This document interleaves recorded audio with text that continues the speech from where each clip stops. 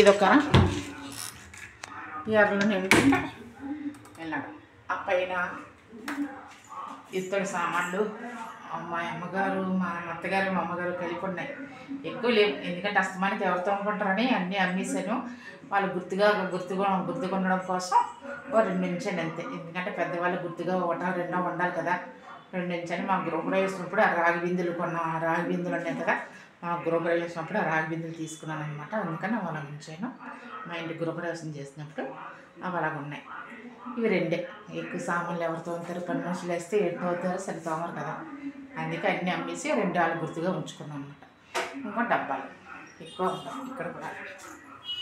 ఇవి పూజ చేసేటప్పుడు ఐటమ్స్ ఇక్కడే ఉంటాయి. కార్తీక మాసంలోనే శ్రావణ మాసంలో పూజలు చేసుకుంటాం కదా, అలాంటప్పుడు ఇవి యూజ్ చేస్తానమాట. ఇవి ఇక్కడ పెట్టుకున్నాను, ఈజీగా ఉంటాయని.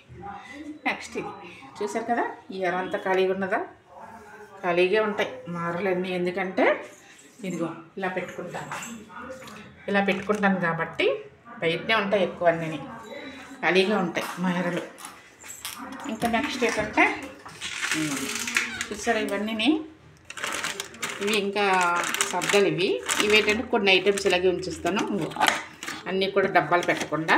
చూసారా ఇది ఏంటంటే బిర్యానీ ఆకు, తర్వాత సన్ సీడ్స్, గ్రీన్ గుమ్మడి సీడ్స్ కూడా ఇందులోనే ఉంటాయి.